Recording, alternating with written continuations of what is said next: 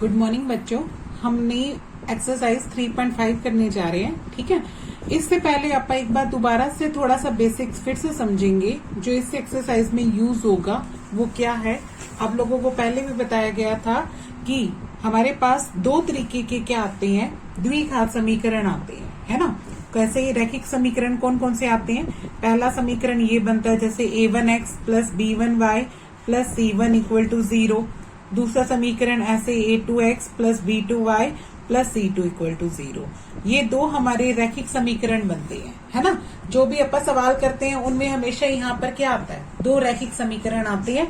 जो इस एक्सरसाइज के अंदर हमने यही पढ़ा कि हमारे पास क्या आएंगे, दो रैखिक युग्म आएंगे, ठीक है। इन रैखिक युग्मों से हम इनके हल ढूंढते हैं। हल ढूंढने के लिए हम क्या करते हैं, इनके ये जो कोफिशिएंट्स होते हैं, यानी x के आगे जो उसका गुणांक है, इधर भी x के आगे उसका गुणांक, y का गुणांक, y दूसरे y का गुणांक, c1 और c2 क्या होती हैं, यहाँ पे अचर संख्याएं होती हैं, यानी ये कांस्टेंट टर्म्स होती है ना।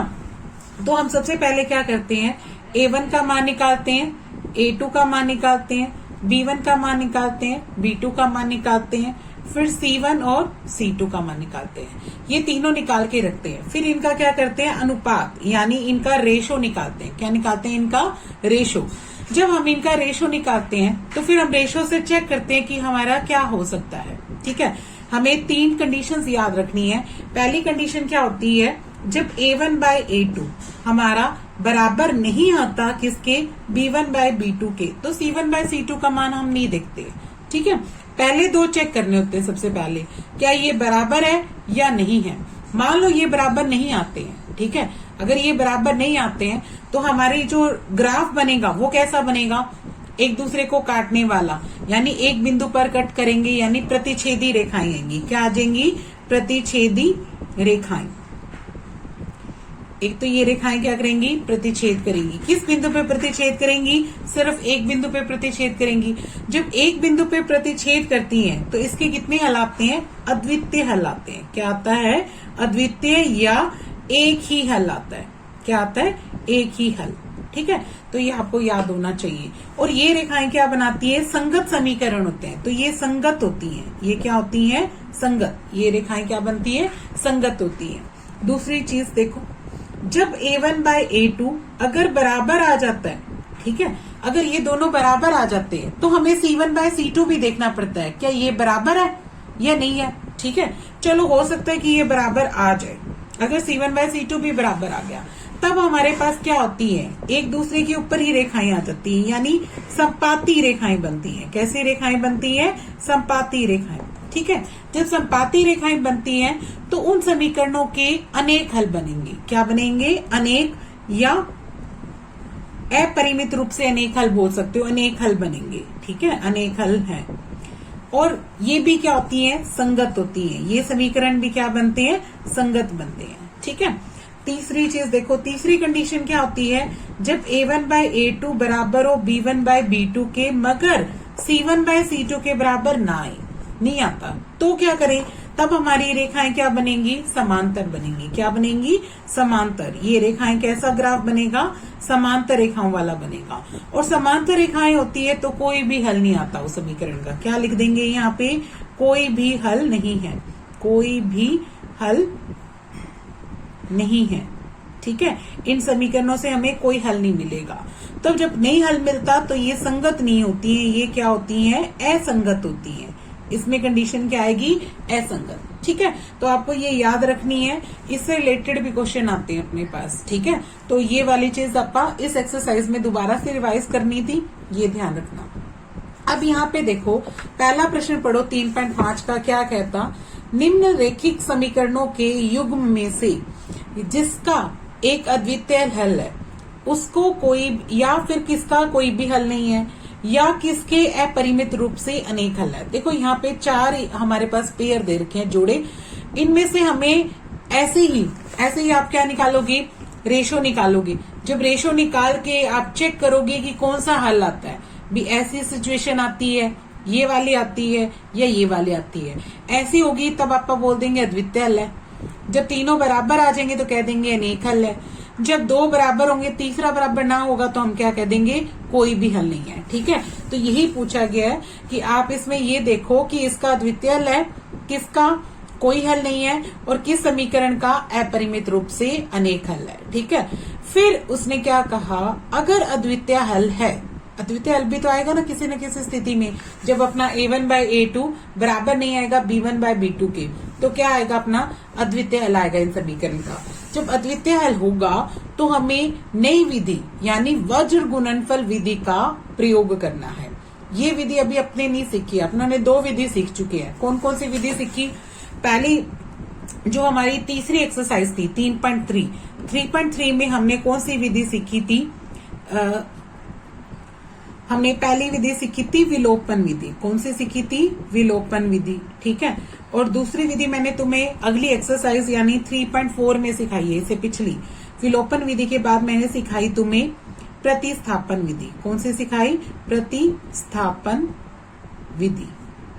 ठीक है, और आज हम तीसरी विधि भी करने जा रहे हैं। इस विधि का नाम क्या है, वज्र गुणनफल विधि। क्या है इसका नाम, वज्र गुणनफल विधि। ठीक है, हम वज्र गुणनफल विधि का प्रयोग करके x और y का मान निकालेंगे। ठीक है, क्योंकि अद्वितीय हल होता है ना, तो उसका मतलब एक ही हल है, और एक ही हल हमने किससे निकालते हैं, विधियों से निकालते हैं।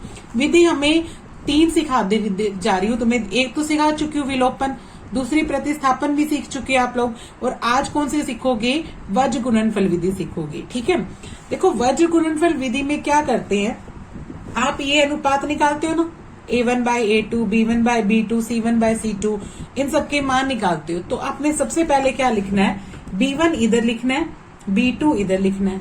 ठीक है, फिर c1 लिखना है, फिर c2 लिखना है। ये बटे में नहीं लिखना है बेटे, अलग अलग लिखना है, दूर दूर।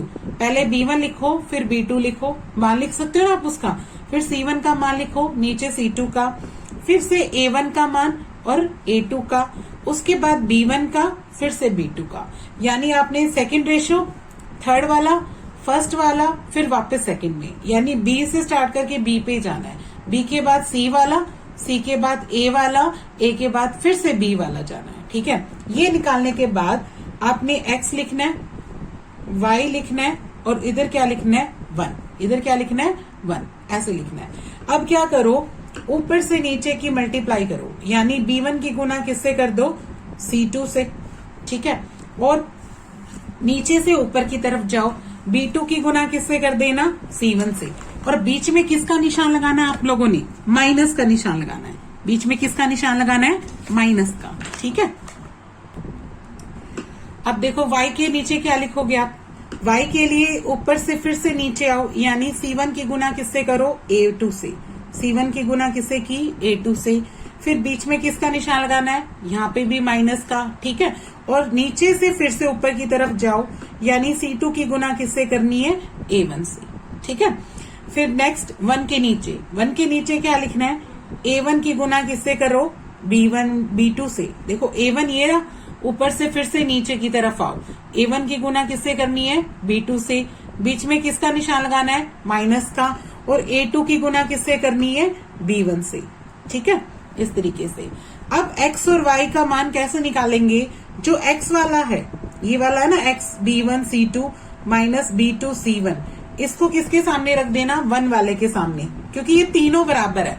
पहले आप इसको 1 वाले के सामने रखेंगे और y वाले को 1 के सामने रखेंगे तो y का मान आ जाएगा। x के लिए पहले इन दोनों को आपस में बराबर रखो, x अपॉन में ये और 1 अपॉन में a1 b2 minus a2 b1। ठीक है, अब यहाँ से क्या करो, ये चीज ऊपर जाएगी, 1 के साथ गुना हो जाएगी, है ना, यानी x का मान क्या आ जाएगा, b1 c2 minus b2 c1। ठीक है, b1 c2 minus b2 c1 ऊपर चला गया, जो नीचे रखा हुआ है वो यही रख दो, a1 b2 minus a2 b1, ये नीचे ही रह जाएगा। ठीक है, अब इधर की तरफ देखो, अब इन दोनों को बराबर रख दो, कौन से वाले को, y के अपॉन में जो भी है अपना c1 a2 minus c2 a1, ये इसके सामने रखेंगे 1 a1 b1 b2 minus a2 b1 के सामने। फिर यहाँ से भी ये चीज भी क्या आ जाएगी, ऊपर 1 से गुना हो जाएगी, यानी y का मान कितना आ जाएगा अपना, c1 a2 minus c2 a1। ठीक है, और नीचे क्या आएगा, a1 b2 minus a2 B1। ठीक है, बाकी आप एक्सरसाइज में करोगे ना, आपको बहुत अच्छे से क्लियर हो जाएगा। ठीक है, तो वज्र गुणनफल विधि में सबसे पहले क्या करना होता है, B1 B2 लिखो, C1 C2 लिखो, A1 A2 लिखो, फिर से B1 B2। अब उसके बाद क्या करो, x लिखो, y लिखो, 1 लिखो। इनके अपॉन में क्या लिखना है, ऊपर से नीचे आओ, इन दोनों की गुना, बीच में किसका निशान, माइनस का, और फिर इन नीचे से ऊपर की तरफ जाओ, इन दोनों की गुना। फिर ऐसे ही y के नीचे क्या आएगा, C1 और A2 की गुना, फिर माइनस का निशान, C2 और A1 की गुना, फिर 1 के नीचे क्या आएगा, A1 और B2 की गुना, माइनस का निशान, A2 और B1 की गुना। जब x का मान निकालना होगा तो इन दोनों को बराबर रख के आर पार गुना करके हम x का मान निकाल लेंगे। जब y का मान निकालना होगा तो इन दोनों को बराबर रख के हम y का मान निकाल लेंगे। ठीक है, इस तरीके से आपने करना है। अब एक्सरसाइज का पहला सवाल देखो, यहाँ पे निम्न समीकरण दे रखे हैं। इन समीकरणों में हमने क्या ढूंढना है कि इनके कैसे हल आते हैं। ठीक है, अगर अद्वितीय हल आएगा तो हम उसे वज्र गुणनफल विधि से ज्ञात करेंगे, अदरवाइज हम कुछ नहीं करेंगे। ठीक है, तो पहला सवाल मैंने उतार लिया है, x माइनस 3y माइनस 3 बराबर 0, 3x माइनस 9y माइनस 2 बराबर 0। इस युग्म को क्या मान लेना, 1 मान लेना। ठीक है, और ये आपको जनरल इक्वेशन सिखाई हुई है कि अपना रैखिक समीकरणों के युग्म a1x b1y और c1 equal to 0, a2x plus b2y plus c2 equal to 0। ये दोनों युग्म का इसका नाम क्या रख देना, 2। अब क्या करते हैं, आप इन दोनों की तुलना करते हैं कि a1 का मान क्या है, a2 का मान क्या है। ठीक है, फिर क्या लिखते हैं, समीकरण 1 और 2 की तुलना करने पर, ठीक है, करो तुलना। a1 की जगह क्या दिखाई दे रहा है मुझे, 1, क्योंकि कुछ नहीं होता तो यहाँ पे क्या होता है, 1 होता है। a1 की जगह क्या है, 1, a2 की जगह क्या है, 3। ठीक है, फिर b1 की देखो, b1 की जगह क्या लिखा हुआ है, -3। ये माइनस जरूर लगाना होता है उसके साथ, अगर माइनस है तो b1 की जगह क्या आएगा, -3, और b2 की जगह क्या आ जाएगा, ये वाला -9। फिर c1 का मान देखो, c1 क्या है यहाँ पे, -3, और c2 क्या है यहाँ पे, -2। सब लिख दिया। अब इनका अनुपात निकालो डिवाइड कर करके। a1 बाय a2 देखो 1/3 आया, b1 बाय b2 देखो -3 -9, माइनस से माइनस कट, 3 से काटोगे तो ये भी 1/3 आ गया, ये भी क्या आ गया मेरा 1/3, ये दोनों बराबर आ गए ना। तीसरा भी देखो c1 बाय c2, ये -3, ये -2, माइनस से माइनस कट गया, तो ये कितना आ जाएगा मेरा 3/2। तो आपको क्या दिखाई दे रहा है कि ये दोनों तो रेशो क्या आ रहे हैं, बराबर, और ये क्या है, बराबर नहीं आ रहा। तो आप यही लिखेंगे क्योंकि a1 बाय a2 बराबर है किसके, b1 बाय b2 के, पर बराबर नहीं है किसके, c1 बाय c2 के। तो ये कौन सा वो था, कंडीशन कौन सी थी, जब 2 बराबर हो, तीसरा बराबर ना हो, पैरेलल लाइन वाला, यानी इन समीकरण के कोई भी हल नहीं है। क्या लिखेंगे, दिए गए समीकरण के कोई भी हल नहीं है, दी गए रैखिक समीकरणों के युग्मों का कोई भी हल नहीं है। क्या लिखेंगे, कोई भी हल नहीं है। ठीक है, तो फिर विधि तो करनी नहीं होती ना, कोई भी हल हो तो नहीं करना। कौन सी में विधि अपनानी है, जब वो क्या दे, अद्वितीय हल, तब हम विधि अपनाएंगे। ठीक है, तो अब इसी के साथ इसका दूसरा पार्ट देखते हैं। मुझे लिखा हुआ है 2x प्लस वाई बराबर 5, 3x प्लस 2y बराबर क्या दे रखा है, 8। आप जो रैखिक समीकरणों के युग्म लिखते हैं वो तो ऐसे होते हैं ना, a1x plus b1y plus c1, कोष्टक term यहाँ होती है, और बराबर में क्या होता है, 0।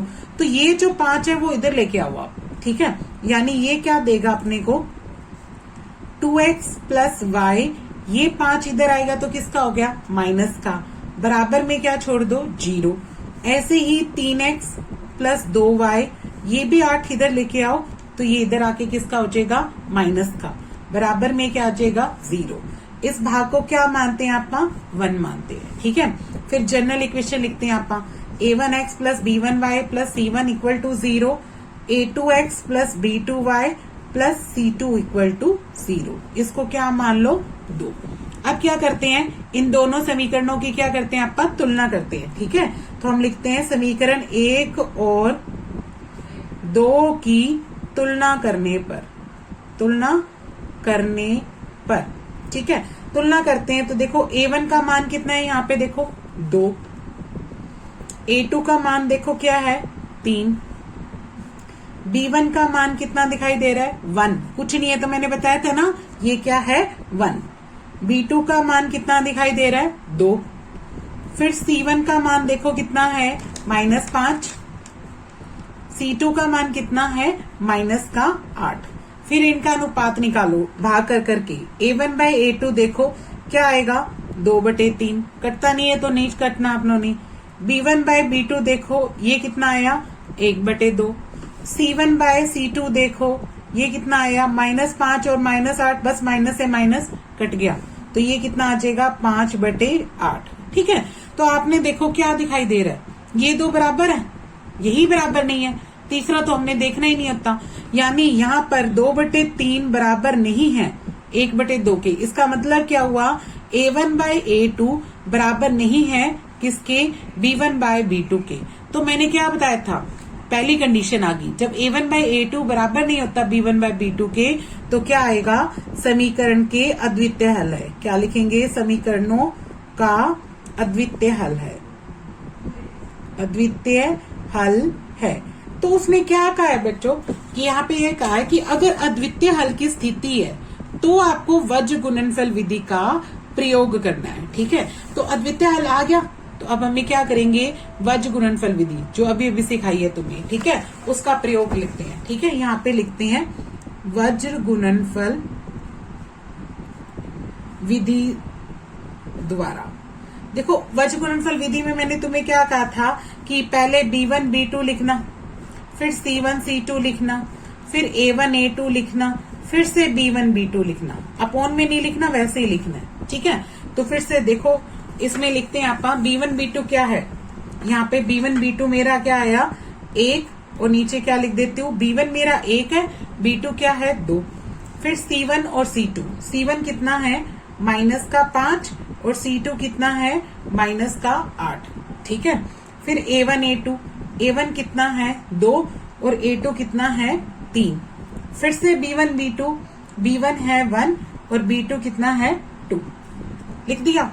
फिर लिखो x अपॉन में, y अपॉन में और 1 अपॉन में। ठीक है, 1 लिखना है, यहाँ y लिखना है और यहाँ क्या लिखना है x। फिर क्या बताया था, ऊपर से नीचे इन दोनों की गुना करनी है। ठीक है, 1 की गुना किससे करनी है -8 से। ठीक है, और बीच में किसका निशान लगाना है भाई, माइनस का, बीच में किसका निशान लगाना है माइनस का। फिर अब नीचे से ऊपर की तरफ जाओ, 2 की गुना किससे करनी है -5 से, 2 की गुना किससे हो जाएगी -5 से, और साथ में क्या लगा लो, ब्रैकेट लगा लो। ठीक है, अब y की बात करते हैं। y के लिए आप क्या करेंगे, ऊपर से नीचे की तरफ आओ, -5 की गुना किससे आएगी 3 से, और बीच में किसका निशान लगेगा माइनस का, और नीचे से ऊपर की तरफ गुना करो, -8 की गुना किससे हो जाएगी 2 से। ठीक है, इन दोनों की गुना हो जाएगी। अब देखो 1 के नीचे क्या करते हैं, ब्रैकेट लगाना। क्यों लगाने को कह रही हूँ ब्रैकेट, क्योंकि 2 निशान इकट्ठे हो जाएंगे तो अपना निशान बदलेंगे, आप गुना करेंगे ना तो निशान बदल जाएंगे, यहाँ पे बाहर माइनस होने की वजह से। 2 की गुना 2 से कितनी आ जाएगी, ये लिखो, बीच में किसका निशान माइनस का। फिर नीचे से ऊपर की तरफ जाओ, 3 की गुना किससे करनी है 1 से, वो लिख दी। ठीक है, अब देखो x के नीचे क्या आ रहा है, 8 गुना 1 कितना होता है -8 हो गया, 5 गुना 2 कितना होता है -10 हो गया, और बीच में क्या रखा हुआ है माइनस, तो ये माइनस लगाओ। ध्यान से देखो, 8 1 जा 8, 5 2 जा 10, माइनस है तो माइनस लगा दिया, इसका भी माइनस है माइनस, और ये माइनस बीच वाला लगेगा। अब y के नीचे देखो, यहाँ पे कितना आएगा -15, बीच में किसका निशान है माइनस का, और 8 दूनी 16 यानी -16 आ गया। ठीक है, अब नीचे 1 के नीचे देखो, 2 2 जा 4 और 3 1 जा 3, ये 3 आ गया। अब देखो x के नीचे क्या आता है, ये क्या है -8, और माइनस कितना हो जाएगा, +10 हो जाएगा। ठीक है, अब y के नीचे देखो, माइनस का 15, माइनस माइनस कितना हो जाएगा, प्लस का 16, ये लिख दिया। एक के नीचे देखो 4 में से 3 गए, 1 रह गया। अब x के नीचे क्या आ रहा है, 10 में से 8 कितने रह जाएंगे, 2। y के नीचे देखो 16 में से 15 गए, कितने रह जाएंगे, 1। और ये क्या आ जाएगा, 1/1। अब x का मान निकालना है तो x/2 को किसके सामने रख दो, लास्ट वाले के सामने, 1/1 के। आर पार गुना करते हैं तो x का मान कितना आ जाएगा, 2। ऐसे ही y का मान निकालने के लिए y/1 को भी 1/1 के, इधर भी आर पार गुना कर दो तो y का मान कितना आ जाएगा, 1। ठीक है, यहाँ पे x का मान कितना आया, 2, और y का मान कितना आ गया, 1 आ गया। ठीक है, अब इसका तीसरा पार्ट देखो। तीसरे पार्ट में मुझे दे रखा है 3x minus 5y is equal to 20। फिर दे रखा है 6x minus 10y is equal to 40। तो इसमें भी वही करो, पहले 20 इधर लेके आओ भाई, 20 इधर लेके आते हैं तो 3x माइनस 5y माइनस का 20 हो जाएगा, और बराबर में क्या रह जाएगा, 0। 6x माइनस का 10y, ये जो 40 इधर आएगा और ये भी किसका हो गया, माइनस का, और बराबर में क्या रह गया, 0। इस सारे को क्या मानेंगे आप, 1। क्या मानेंगे, 1। ये हमारा 1 बन गया, पहला समीकरण बन गया। अब दूसरा जो आप युग्म लिखते हैं, a1x plus b1y plus c1 equal to 0, a2x plus b2y plus c2 equal to 0। इसको क्या मान लो, 2 मान लो। ठीक है, अब क्या कर दें, इनकी तुलना करते हैं। ठीक है, क्या लिखते हैं, समीकरण 1 और 2 की तुलना करने पर, देखो करो तुलना। a1 का मान कितना है भाई, यहाँ पे 3। a2 का मान कितना है, ये वाला 6 आ जाएगा। b1 का मान कितना दिखाई दे रहा है, -5। b2 का मान कितना दिखाई दे रहा है, -10। c1 का मान कितना दिखाई दे रहा है, -20। और c2 का मान कितना दिखाई दे रहा है, -40। सब लिख दिया। अब अनुपात निकालो, करो a1/a2 करो। देखो 3/6 काटेंगे तो कितना आ जाएगा, 1/2। फिर b1/b2 निकालो, माइनस का 5 और माइनस का 10, माइनस से माइनस कट गया, 5 को 10 से भाग करोगे तो ये भी कितना आ जाएगा, 1/2। ठीक है, फिर c1/c2 निकालो, -20 -40, ये भी काट दो माइनस से माइनस, और ये कितने पे कट गया, 1/2 पे। ठीक है, ये तीनों बराबर आगे बच्चों, आगे ना देखो, ये भी 1/2, ये भी 1/2, और तीसरा भी क्या आ गया, 1/2। तो आपने देखा कि a1/a2 बराबर आ गया b1/b2 बराबर आ गया c1/c2। जब तीनों बराबर होते हैं तो उसके क्या होते हैं, अपरिमित रूप से अनेक हल। क्या लिखेंगे, अपरिमित रूप से अनेक हल। ठीक है, इसके क्या आ रहे हैं, अपरिमित रूप से अनेक हल आ रहे हैं, यानी एक हल नहीं आएगा, इसके कितने आएंगे, अनेक हल। तो एक हल आता, अद्वितीय हल आता तो हम वज्र गुणनफल विधि का प्रयोग करते। ठीक है, अब इसका नेक्स्ट पार्ट देखो बच्चों, क्या है, x माइनस 3y माइनस 7 बराबर 0, 3x माइनस 3y माइनस 15 बराबर 0। इसको क्या मानोगे आप, समीकरण 1। फिर वही a1x plus b1y plus c1 equal to 0, a2x plus b2y plus c2 equal to 0। ये इसको क्या मानते हैं आप, 2। अब क्या करते होते हैं, इन दोनों की तुलना। ठीक है, क्या लिखेंगे, समीकरण 1 और 2 की तुलना करने पर, ठीक है, करो। a1 का मान कितना है, यहाँ पे चेक करो। देखो a1 क्या है, यहाँ पे 1, कुछ नहीं होता तो आप क्या लिखते हैं, यहाँ पे 1। a2 का मान देखो क्या है, 3 है, वो लिख दो। b1 का मान देखो क्या है, यहाँ पे माइनस का 3। b2 का मान कितना है, ये भी माइनस का 3। c1 का मान देखो क्या है, माइनस का 7। c2 का मान कितना है, यहाँ पे माइनस का 15। सब लिख दिया। अब अनुपात निकालो a1/a2, तो कितना आया, 1/3। फिर निकालो b1/b2, यानी -3 और -3, तो ये तो कट गया ना। देखो माइनस से माइनस कट, 3 से ये भी कट गया, तो ये कितना आ जाएगा, 1 आ जाएगा। फिर c1/c2 निकालो, माइनस का 7 और माइनस का 15, ये भी माइनस से माइनस कट गया, तो ये कितना आ जाएगा मेरा, 7/15 आ गया, क्योंकि माइनस माइनस कट गया। ठीक है, अब अगला काम क्या करेंगे, आप कंडीशन देखते हैं। देखो क्या आ रहा है, A1/A2 1/3 है, B1/B2 1 है, तो यही दोनों बराबर नहीं है मेरे, तो मुझे इसको तो देखना ही नहीं ना। देखो यहाँ पे क्या आया, A1/A2 बराबर नहीं आया किसके, B1/B2 के। अगर ये बराबर नहीं होता तो क्या आते हैं, अद्वितीय हल। क्या लिखेंगे, अद्वितीय हल। अद्वितीय हल है। अगर अद्वितीय हल है तो कौन सी विधि अपनानी है, वज्र गुणनफल विधि। ठीक है, तो यहाँ पे लिख दो वज्र गुणनफल विधि द्वारा, गुणनफल विधि द्वारा। क्या सिखाया था मैंने, पहले क्या लिखना है, B1/B2, फिर C1/C2, फिर A1/A2 और फिर से क्या लिखना है, B1/B2। ठीक है, पहले B1/B2 लिखो। यहाँ पे यहाँ लिखा मैंने -3 और यहाँ क्या लिखा, -3। फिर क्या बताया था, C1/C2 यानी -7 और यहाँ क्या लिखना है, -15। फिर बताया था A1/A2, यहाँ 1 लिखना है और नीचे क्या लिखना है, 3।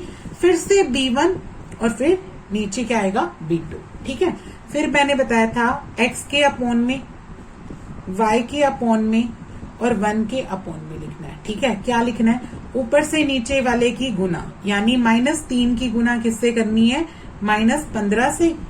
ठीक है, और बीच में किसका निशान लगाना है, माइनस का। फिर इन दोनों की गुना करो नीचे से ऊपर की, -3 की गुना किससे कर देना, -7 से। ठीक है, ये x के नीचे आ जाएगा। अब y के नीचे क्या लिखना है, -7 की गुना किससे करनी है, ऊपर से नीचे की तरफ आओ, गुना करो, फिर बीच में किसका निशान लगाओ, माइनस का, और नीचे से ऊपर की तरफ जाओ, यानी -15 की गुना किससे हो जाएगी, 1 से। ठीक है, फिर ऊपर से नीचे की तरफ आओ, 1 की गुना किससे हो जाएगी, -3 से, बीच में किसका निशान आएगा, माइनस का, और नीचे से ऊपर की तरफ जाओ, 3 की गुना किससे हो जाएगी, -3 से। ठीक है, 3 की गुना किससे कर दी, -3 से। अब देखो क्या आता है, x के भाग में क्या बच गया, माइनस माइनस क्या होता है गुना में, प्लस।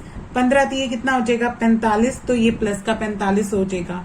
माइनस माइनस की गुना फिर से प्लस, 7 21, तो ये प्लस का 21 हो जाएगा।